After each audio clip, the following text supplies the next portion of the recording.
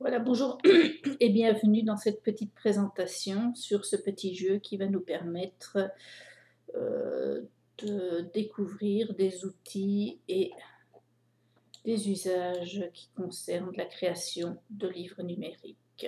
Voilà.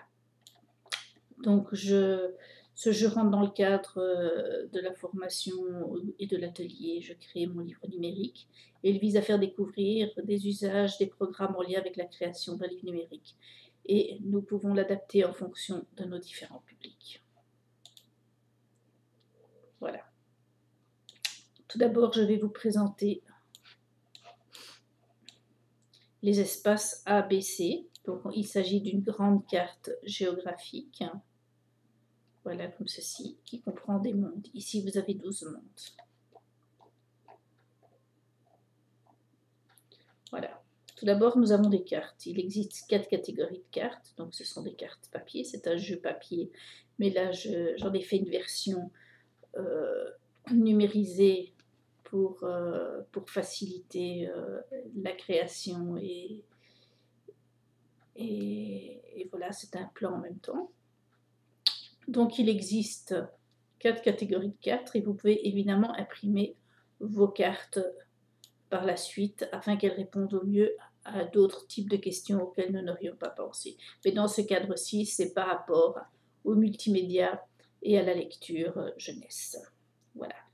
Donc, ça, ce sont les 4 catégories de cartes. La catégorie de cartes bleue, renvoie toujours à une recherche dans un livre à la bonne page. C'est une façon de faire un parallèle entre la recherche dans un livre et la recherche par d'autres moyens sur Internet. Voilà. Donc comme ça permet aussi de dire à certaines personnes qui sont plus frileuses par rapport au numérique, pas de panique, on peut faire la même chose sans le numérique. Donc ici, par exemple, je prends le livre L'agenda du lecteur curieux à la page 26 et là, j'ai une petite question dans ce livre, mais je n'ai pas le livre sous les yeux. Voilà. Donc, pour avoir une autre question, par exemple, une carte qui dirait Do you speak English? Save et save as. Voilà. Quelle est la différence entre save et save as? Donc, les personnes qui seraient autour de la table mettraient d'abord leur dé sur la bonne position pour expliquer je sais de quoi il s'agit, je ne sais pas de quoi il s'agit, j'ai une petite idée de quoi il s'agit, ou je sais de quoi il s'agit, mais j'aimerais bien des éclaircissements supplémentaires. Voilà, donc il peut s'agir de questions, mais il peut aussi s'agir d'actions. Par exemple, citer 3 livres de Jules Verne. Donc là, ce ne serait pas je pense que, je crois que, c'est voilà qui connaît la réponse. Voilà, donc ça c'est pour les cartes. Maintenant, lorsque toutes les cartes sont terminées autour de la table, il y a aussi moyen de créer ce qu'on appelle un chef-d'œuvre à réaliser ensemble. Par exemple, nous pourrions avoir une carte chef-d'œuvre qui dirait qu'est-ce qu'un livre numérique. Donc il faudrait d'abord faire des recherches et ensuite il faudrait enregistrer la réponse de manière audio grâce à la tablette. Alors il faut savoir que chaque carte chef-d'œuvre, derrière les cartes chef-d'œuvre, il y a toujours le descriptif de la marche à suivre par rapport au programme utilisé et aux étapes à suivre pour créer le chef-d'œuvre.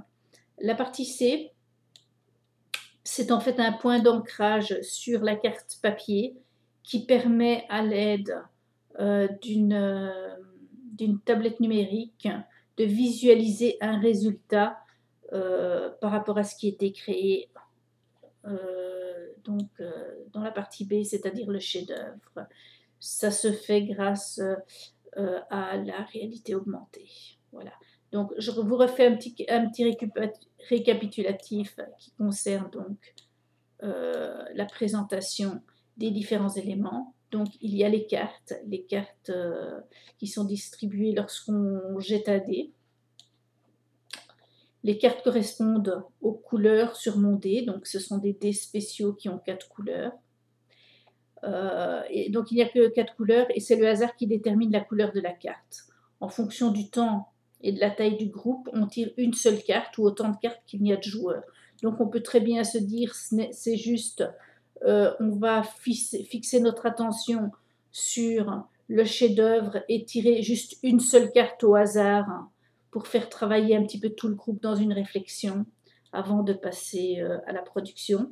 Ou au contraire, on peut se dire non, ici ce qui est le plus important, c'est la manière de coopérer dans la recherche de l'écoute et par rapport à ce que chacun connaît dans l'un ou l'autre domaine par rapport aux questions posées.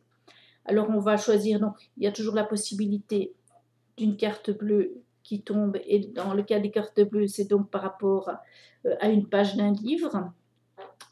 Sinon, la question pourrait être c'est quoi un signet?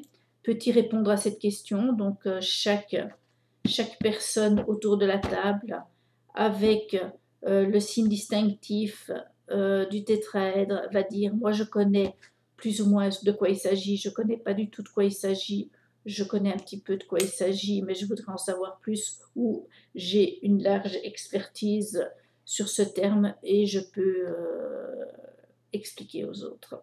Voilà. Donc, sinon, une autre question qui pourrait tomber, c'est donne la définition d'un auteur, d'un illustrateur, d'un éditeur, et donne un exemple pour chacun. Donc ça, ce serait une autre carte, une carte verte. Et parfois, sur les cartes, il y a une petite, un petit conseil. Donc par exemple, tu peux t'aider de l'agenda. Donc ici, on fait référence en fait à l'agenda du lecteur curieux. Sûrement que la réponse s'y trouve de manière relativement bien visible. Voilà, donc ça c'est pour les cartes. Ensuite, donc la partie B, c'est le chef-d'œuvre. Donc vous pouvez aussi ne pas réaliser de chef-d'œuvre si vous ne disposez pas du temps adéquat. Alors l'animateur choisit les cartes chef-d'œuvre afin de guider au mieux les utilisateurs. N'allez pas choisir des cartes chef-d'œuvre dans des réalisations techniques que vous ne maîtrisez absolument pas. Donc, le chef-d'œuvre peut permettre de faire découvrir une réalisation de groupe en utilisant la réalité augmentée. Donc, pour ça, on passe dans la partie C. C'est-à-dire que ce travail sera sauvé quelque part dans un endroit bien précis et sera relié à un point d'accès. Le point d'accès, c'est-à-dire un petit descriptif visuel qui permettra de repérer des points d'accès qui sont prédéfinis par avance sur le plateau de jeu. Voilà, cela permet par exemple d'afficher les réalisations et de les montrer à d'autres groupes. Voilà. Et donc, ça permet aussi de se positionner sur qu'est-ce qu'on pense de la réalité augmentée, qu'est-ce que ça permet réellement et d'avoir une réflexion. Voilà. Pour consulter le livre numérique que vous avez créé, retrouvez cette image sur le plateau et découvre la réalité augmentée. Tu dois utiliser une tablette.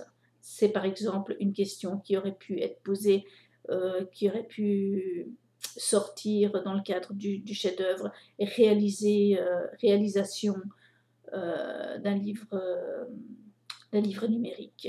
Ensuite, donc, il suffit avec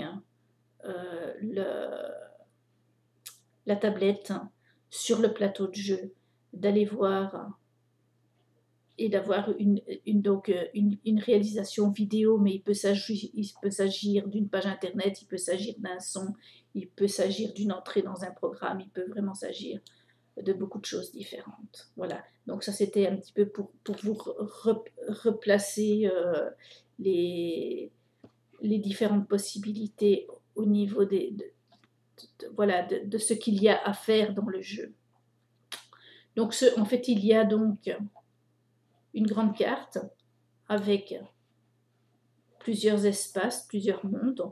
On peut très bien jouer avec un monde par table. Donc s'il y a 2 animateurs, on pourrait par exemple choisir qu'il y a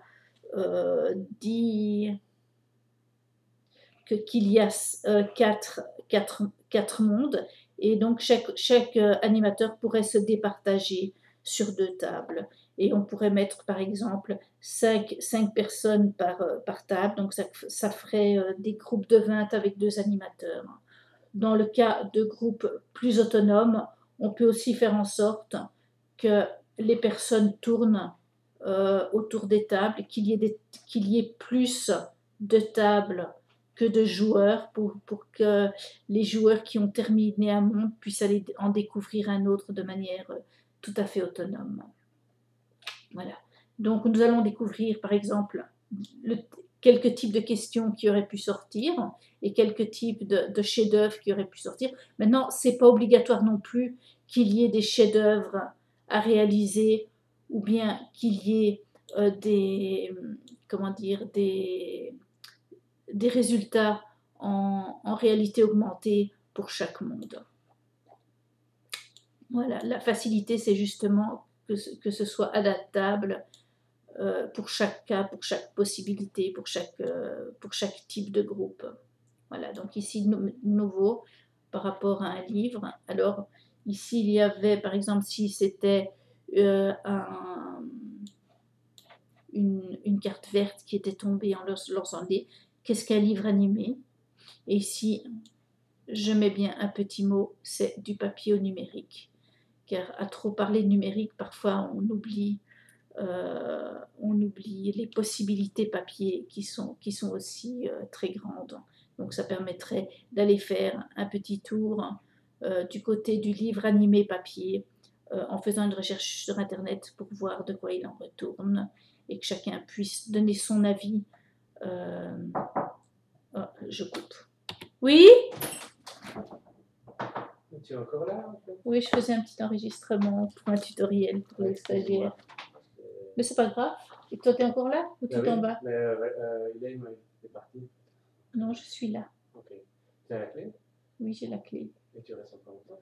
10 minutes. Ok, on se dit quoi alors? Ça marche. Il y a encore des gens dans la salle de cours. Ah bon? Ah ok, ça va. Ok.